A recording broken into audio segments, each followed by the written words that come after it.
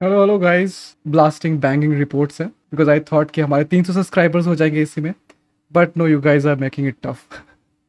So yeah, so for 300 subscribers, here we go. We are making content, bros. And before that, here are the stats. So look at the stats. And do subscribe, guys. Ambedkar Savarkar relations. BBC Hindi ने निकाला है. So it's going to be a little tough for us to digest, but we're going to watch it. Here we go. Ambedkar Savarkar के बीच रिश्ते क्या थे? विवेचना, थोड़ी विवेचना करते हैं उसके ऊपर. I love his voice. I love his voice. विवेचना में आज क्या जाति के मुद्दे पर अंबेडकर और सावरकर के बीच थी वैचारिक दूरी? वो तो था ही बिल्कुल, वो तो हमें पता ही है. But let's affirm with historical facts. अभिवादन स्वीकार करिए रेहान फजल का. डॉक्टर भीमराव नमस्कार. अंबेडकर के राजनीतिक जीवन का एक महत्वपूर्ण पड़ाव था महाड़ सत्याग्रह. 20 मार्च 1927 को अंबेडकर और उनके अनुयायियों ने चावदार तालाब तक एक जुलूस निकाला था. वो लोग छुआछूत के खिलाफ प्रदर्शन कर रहे थे. Oh, it's so tough. It's so tough to get all the information together. So इसलिए हम लोग कुछ कुछ इन्फॉर्मेशन है जो कुछ ट्रस्टेड सोर्स से ले रहे हैं, है ना. हम लोग ऐसा नहीं कि सारे सोर्सेज से जाके हिस्ट्री पढ़ रहे हैं. तो फिर let's trust some of the sources. ऐसे नहीं कर सकते हम लोग, है ना, कि किसी पे मिसट्रस्ट करके आगे बढ़ सकते. So let's see this BBC के रिपोर्ट. विवेचना, इसके ऊपर विवेचना करते हैं आज. हजारों की संख्या में अछूत कहे जाने वाले लोगों ने अंबेडकर की अगुवाई में चावदार के एक सार्वजनिक तालाब से पानी पिया.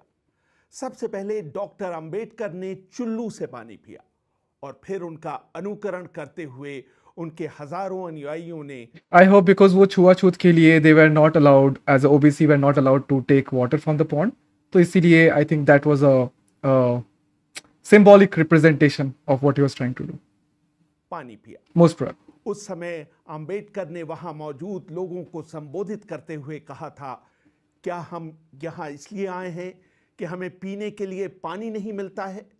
क्या हम यहां इसलिए आए हैं कि यहां के जायकेदार कहलाने वाले पानी के हम प्यासे हैं? बिल्कुल नहीं. हम यहां इसलिए आए हैं कि हम इंसान होने का अपना हक जता सकें. ये एक प्रतीकात्मक विरोध था जिसके जरिए हजारों साल पुरानी सवर्ण और सामंती सत्ता को चुनौती दी गई थी, जो सामाजिक पायदान के सबसे निचले स्तर के लोगों को वो हक भी देने के लिए तैयार नहीं थे जो जानवरों तक को हासिल था. इसकी दूसरी जातियों पर व्यापक प्रतिक्रिया हुई थी. उच्च जाति के लोग. Guys, if you are liking the stream, please drop a like and also subscribe before you leave. Just continue.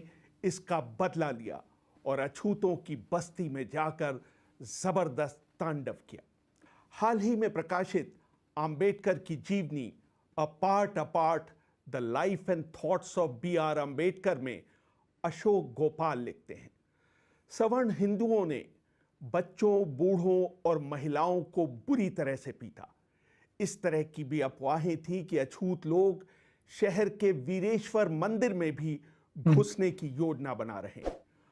Ambedkar के इस विरोध के एक दिन बाद 21 मार्च 1927 को सनातनी हिंदुओं ने चावदार तालाब के पानी का शुद्धिकरण की प्रक्रिया को अंजाम दिया था. भीमराव अंबेडकर के पिता सेना में थे और कोरेगांव में तैनात थे. उन्होंने भीमराव, उनके भाई और बहन के बच्चों को मिलने के लिए कोरेगांव आमंत्रित किया. कोरेगांव इन महाराष्ट्र, आई गेस महाराष्ट्र में कोरेगांव पार्क, जहां पे आई मे बी. ये खबर नहीं पहुंच सकी कि वो किस ट्रेन से कोरेगांव पहुंच रहे हैं, इसलिए उन्हें लेने कोई भी स्टेशन नहीं पहुंचा. स्टेशन मास्टर ने उनसे पूछा कि आप कौन हैं और कहां जाना चाहते हैं. जैसे ही उसे पता चला कि वो सब महार हैं, वो बिदक कर पीछे जा खड़ा हुआ. बड़ी मुश्किल से एक बैलगाड़ी बुलाई गई. रास्ते में बैलगाड़ी वाले को बातचीत के दौरान पता चल गया कि वो सब महार हैं. सावित्री अंबेडकर अपनी किताब my life with doctor Ambedkar में लिखती हैं, बैलगाड़ी वाले ने उन सब को तुरंत गाड़ी से नीचे उतार दिया. तब तक अंधेरा हो चुका था। जब बच्चों ने उसे दोगुना किराया देने का लालच दिया, तब जाकर वो गाड़ी चलाने के लिए तैयार हुआ। उसकी शर्त थी कि बच्चे गाड़ी चलाएंगे और वो उनके पीछे पैदल चलेगा। गर्मी का मौसम था, सारे बच्चे बुरी तरह से प्यासे थे, लेकिन रास्ते में किसी ने उन्हें पानी तक नहीं दिया। वो सब अगले दिन लगभग अर्धमृत अवस्था में अपने पिता के घर पहुंचे। इस तरह की अनेक घटनाओं ने जाति के प्रति बाबा साहेब की सोच को बदल कर रख दिया। विनायक दामोदर सावरकर ने अंबेडकर के महाड़ सत्याग्रह को बिना शर्त समर्थन दिया था। धनंजय कीर सावरकर की जीवनी सावरकर एंड हिज टाइम्स में लिखते हैं, उस समय उन्होंने कहा था कि छुआछूत की न सिर्फ निंदा की जानी चाहिए, बल्कि अब उसे धर्म के आदेश के तौर पर जड़ से समाप्त करने का समय आ पहुंचा है। ये नीति या औचित्य का सवाल नहीं है, बल्कि न्याय और मानवता की सेवा के मुद्दे भी इससे जुड़े हुए हैं। राइट। सावरकर ने घोषणा की कि हर हिंदू का ये पवित्र कर्तव्य है कि वो अपना धर्म मानने वाले लोगों के मानवाधिकारों की रक्षा करे। लेकिन इसके बावजूद अंबेडकर को सावरकर के सो गाइस, अगर आपको अचंभित हो रहा है कि ये प्रैक्टिसेस जो है ये आज भी प्रैक्टिस होता है ना, काफी जगह पे, इंडिया के काफी सारे जगह पे ये छुआछूत, ये पानी नहीं लेने, अभी भी लोग मारे जाते हैं हर दिन, है ना। So it's not a very old story की it's not relevant to us anymore. So it is very much relevant in now it is also कि ये इस तरह का बिहेवियर, इस तरह का सिचुएशन अभी भी इंडिया में है। सामाजिक सुधार की मुहिम से निराशा हुई थी। हाल ही में प्रकाशित पुस्तक apart the life and thought of B.R. Ambedkar के लेखक अशोक गोपाल कहते हैं, अम्बेडकर का मानना था कि अगर सावरकर को हिंदू राष्ट्र बनाने का अपना लक्ष्य प्राप्त करना है तो उन्हें अछूतों और बाकी के हिंदू समाज के बीच अवरोध को तोड़ना होगा। सावरकर ने जनवरी 1924 में जेल से रिहा होने के बाद इस दिशा में कुछ काम जरूर किया, क्योंकि रत्नागिरी जिले में उनको गैर राजनीतिक काम करने की ही छूट दी गई थी। उन्होंने अछूतों को मंदिर में घुसवाने और सभी जातियों के लोगों के एक साथ खाना खाने का राइट। अभी भी बहुत बार ऐसा होता है कि अगर ओबीसी कास्ट के कोई मैरिज में, है ना, अगर दूल्हा घोड़े पे बैठ के अपर कास्ट सोसाइटी के बीच से निकला, या फिर इवन घोड़े पे बैठ के निकला, है ना, कि अपने शादी करने के लिए, उसको मार पीट के वहीं पे उसका शादी तमाम कर दिया जाता है, या फिर उसको नहीं पास दिया जाता है ऐसा। तो there are lot of instances in the present scenario also जहाँ पे ये देखने को मिलता है। सो इट्स जस्ट नॉट कि it happened once in a life time, it is still prevalent in India. अभियान भी शुरू किया। इस तरह के उदाहरण देकर सावरकर के जीवनीकार धनंजय कीर ने यह बताने की कोशिश की कि अंबेडकर और सावरकर दोनों ही हिंदू समाज को सुधारने का काम कर रहे थे। अशोक गोपाल आगे लिखते हैं, धनंजय कीर ने 18 फरवरी 1933 को अंबेडकर के सावरकर को लिखे पत्र का जिक्र भी किया। ये पत्र सावरकर की पहल पर रत्नागिरी में एक धनी व्यापारी द्वारा पवित्र पावन मंदिर बनाए जाने के बाद लिखा गया था। इस मंदिर में अछूतों को पूजा करने की छूट थी। उन्होंने एक ऐसे ही मंदिर के उद्घाटन समारोह में भाग लेने के लिए अंबेडकर को आमंत्रित किया, लेकिन अंबेडकर अपनी व्यस्तता का बहाना बनाकर इस समारोह में नहीं गए। लेकिन उन्होंने सावरकर से कहा, मैं इस मौके पर सामाजिक सुधारों के लिए काम करने की मुहिम शुरू करने के लिए आपकी तारीफ करना चाहता हूं, लेकिन ये पूरा सत्य नहीं है। बहिष्कृत भारत के 12 अप्रैल 1929 के अंक में लिखा संपादकीय बताता है कि अंबेडकर ने पहले पतित पावन मंदिर बनने की शुरुआत में ही इसका विरोध किया था। उनका मानना था कि बाद में ये मंदिर अछूतों के मंदिर कहलाए जाने लगेंगे।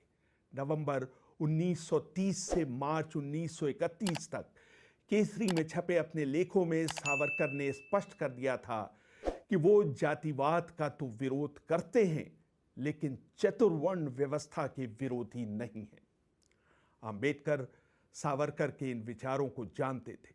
उन्होंने 18 फरवरी 1933 को सावरकर को भेजे पत्र में लिखा था, आपका अभी भी चतुर्वर्ण शब्द का यह कहकर वकालत करना कि ये योग्यता पर आधारित है, दुर्भाग्यपूर्ण। ये तो है चतुर्वंश, जो हमारे सनातनी धर्म, सनातनी के लिए जो लड़ रहा है, ऐसा है ना, यही वर्ण उनको रखना है। That's the reason that they feel so powerful कि है ना, जब वो हिंदुत्व के लिए किसी को काट देते हैं या मार देते हैं। ये देखो सावरकर के सारे मुझे उम्मीद है चटुरे कि आने वाले समय में आप में इस गैर जरूरी और शरारतपूर्ण शब्द जाल से छुटकारा पाने की हिम्मत आ जाएगी। अशोक गोपाल लिखते हैं कि सावरकर ने ऐसा करने की मंशा नहीं जताई और उसके बाद से सुधार प्रयासों में Ambedkar. But how you're doing today? Means weekends, any plan going out or doing? Happy Poila Boishakh. Happy Poila Boishakh to you, and happy Poila Boishakh to everyone. दिलचस्पी कम होती चली गई, लेकिन इस बीच अंबेडकर ने पंजाब के हिंदूवादी आर्य समाजी नेता भाई परमानंद के प्रयासों को आशान्वित होकर देखना शुरू कर दिया। सावरकर की तरह परमानंद ने भी भारत में ब्रिटिश सरकार को हिंसक तरीके से गिराने के षड्यंत्र की कथित योजना बनाने के लिए अंडमान की जेल में रखा गया था। सन 1920 में अंडमान से रिहा होने के बाद Shubha Poila Boishakh to everyone. So what's your plan? Did you have a lot of things to eat today? आज I had chicken and pulao in the afternoon. बाद परमानंद जात पात तोड़क मंडल के अध्यक्ष बन गए थे। सन 1927 में उन्होंने इसका नाम बदलकर हिंदू साम्यवाद मंडल रख दिया था। बहिष्कृत भारत के 16 सितंबर 1927 के अंक में लिखते हुए अंबेडकर ने मंडल को हिंदू महासभा का स्वस्थ विकल्प बताया था।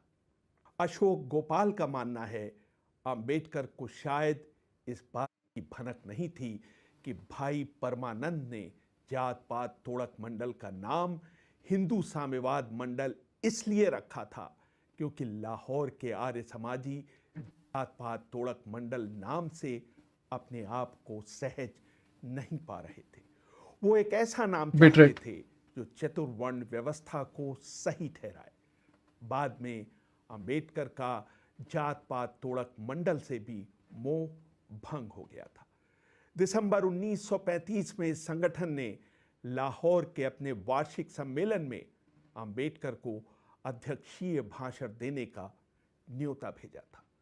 जब अंबेडकर ने अपने भाषण की प्रति वहां भेजी तो उन्होंने उनसे उसमें कुछ संशोधन करने के लिए कहा, जिसे अंबेडकर ने मना कर दिया। और क्या, लंबे पत्राचार के बाद उन्होंने इस सम्मेलन को रद्द कर दिया। और क्या, बाद में अंबेडकर ने इस भाषण को अपनी किताब एनिहिलेशन ऑफ कास्ट में awesome books. अंबेडकर का मानना था कि स्वराज्य आने से पहले हिंदू समाज में जाति विहीन व्यवस्था बनाना जरूरी है। एक जगह उन्होंने लिखा था, ऐसे स्वराज्य का कोई फायदा नहीं है जिसकी आप रक्षा न कर सके। मेरे विचार में हिंदू समाज, देखो अंबेडकर कितना ज्यादा फ्यूचरिस्टिक सेंस में सोचता था कि he can now predict, and probably उसके वर्ड्स अभी भी ट्रू है, because we can see now कि हमारे सोसाइटी में क्या हाल हुआ है जस्ट बिकॉज ऑफ दिस जाति धर्म के लिए कि लोग मर रहे हैं ना। क्या फायदा है इस स्वराज का? We don't have the freedom of speech to do anything. कोई आके हम लोग को हैरास करेगा, कोई अपने आकर try to enforce their own religion and views, तो वो उस फ्रीडम ऑफ स्पीच, वो फ्रीडम ऑफ व्यूज कहाँ है? वो कहाँ मिल रहा है हमें, है ना? तो he was such A futuristic leader. जब जाति विहीन हो जाएगा तभी उसमें अपने आप की रक्षा करने की ताकत आएगी। उस समय हिंदू महासभा जैसे संगठन भी हिंदू समाज को ताकतवर बनाने की बात कर रहे थे। हिंदुओं की संख्या बढ़ाने और मुसलमानों की तादाद कम करने का उनका फॉर्मूला था उन लोगों का शुद्धिकरण जिनके पूर्वजों ने किन्हीं कारणों से इस्लाम धर्म अपना लिया था। अंबेडकर ने तेलुगु समाचार के एक अंक में लिखा था, अगर हिंदू समाज बचे रहना चाहता है तो उसे अपनी संख्या बढ़ाने के बजाय अपनी एकजुटता बढ़ाने पर जोर देना So चाहिए। right, so right. इसका सीधा मतलब है जाति का उन्मूलन। अगर हिंदू समाज को जाति का उन्मूलन कर संगठित कर दिया जाए तो शुद्धि की कोई जरूरत कोई नहीं जरूरत पड़ेगी। नहीं। That's so true. Baba Saheb Ambedkar ने बहुत पहले ही कह दिया था, हम समाज में बराबरी का अधिकार चाहते हैं और हम जहां तक संभव है हिंदू समाज में ही रहकर ये अधिकार लेना चाहते हैं। अगर जरूरी हुआ तो हम हिंदुत्व से पिंड छुड़ाने में नहीं हिचकेंगे। अगर हम हिंदुत्व को छोड़ते हैं तो मंदिर जाने में हमारी कोई दिलचस्पी नहीं रहेगी। हिंदू धर्म से इसलिए तो वो जुड़े छोड़ दिया, मुद्दों पर छोड़ के he became a Buddhist, right? Because he couldn't take it. Means, I think it's undoable for these people, I guess. Therefore, he has to change his own religion. He said, "Fuck it, man. Fuck this Hinduisms.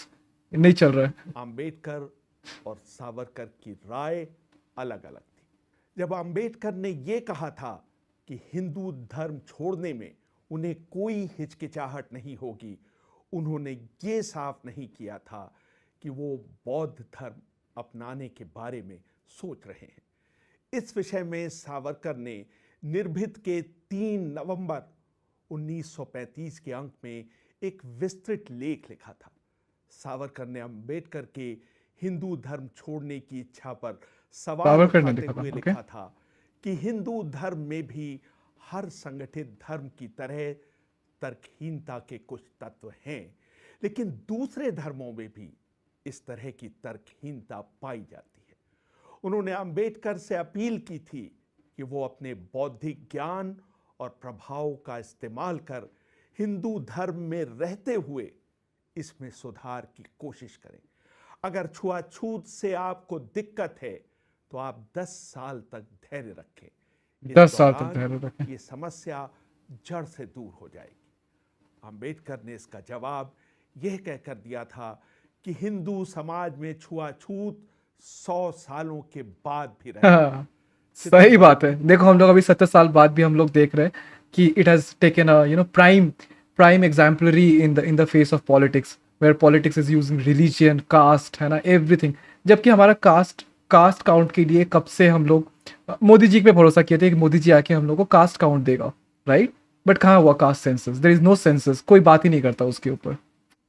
1929 में अंबेडकर ने एक मुकदमे के सिलसिले में सावरकर के शहर रत्नागिरी की यात्रा करने की योजना बनाई थी। सावरकर ने उन्हें शहर के नागरिकों की ओर से विट्ठल मंदिर में भाषण देने का न्योता दिया। True. अंबेडकर इसके लिए सहमत भी हो गए, लेकिन ऐन मौके पर उन्हें एक तार मिला जिसकी वजह से उनका बंबई जाना जरूरी हो गया। उन्हें रत्नागिरी की अपनी यात्रा रद्द कर देनी पड़ी और इस तरह शहर को अंबेडकर और सावरकर के एक मंच पर बैठा देखने के मौके से हाथ धोना पड़ा। अंबेडकर ने अपने एक भाषण में स्पष्ट कर दिया था कि उनका हिंदू धर्म में बने रहने का कोई इरादा नहीं है। उन्होंने कहा था, मेरा यह दुर्भाग्य रहा है कि मैं अछूत हिंदू के कलंक के साथ पैदा हुआ था, जो कि मेरे हाथ में नहीं था, लेकिन फिर भी मैं इस अपमानजनक स्थिति को बदलकर अपनी दशा सुधार सकता हूं। मुझे इसमें रत्ती भर भी संदेह नहीं कि मैं ऐसा कर पाऊंगा। मुझे ये साफ करने दीजिए कि मैं एक ऐसे शख्स के तौर पर नहीं मरूंगा जो अपने आप को हिंदू कहता हो। अंबेडकर के इस वक्तव्य पर पहली टिप्पणी महात्मा गांधी की तरफ से आई थी, जिन्होंने समाचार एजेंसी एसोसिएट प्रेस को दिए इंटरव्यू में कहा था, डॉक्टर अंबेडकर का ये कथन विश्वास करने योग्य नहीं है। हिंदू महासभा के नेता बालकृष्ण और कांग्रेस नेता डॉक्टर राजेंद्र प्रसाद ने कहा कि धर्मांतरण के गंभीर परिणाम हो सकते हैं। सावरकर का कहना था कि अस्पृश्यता 10 सालों के अंदर समाप्त हो जाएगी और 1 लाख अछूतों सावरकर और वाज सच ए एक शॉर्ट साइटेड पर्सन कि वो बोल रहा है 10 साल में छुआछूत खत्म हो जाएगा, है ना? It's impossible, right? वो सिर्फ वही कर सकता है, पंछी उड़ा रहा है ना, वो कारागार से चिट्ठी लिख के माफी मांग रहा है, वही कर सकता है ना? There is no value to his words because we can see कि it's such a foolish man he is. 1000 महारों में से 10 से अधिक लोग धर्म बदलने में अंबेडकर का अनुसरण नहीं करेंगे। सावरकर की दलील थी कि He was so कोई भी wrong in धर्म that also. तर्कवाद पर खरा नहीं उतरता है। अगर अंबेडकर तर्कवाद को ही बढ़ावा देना चाहते हैं तो उन्हें एक तार्किक संस्था खोल लेनी चाहिए। रेहान फजल, BBC, दिल्ली। क्या वॉइस है रेहान फैजाल का, है ना? क्या सुकून मिलता है इसको सुनने में। Awesome awesome, it was a good report by BBC। तो हिस्ट्री का अगर ये एपिसोड अच्छा लगा तो लाइक कर दो स्ट्रीम को जल्दी से।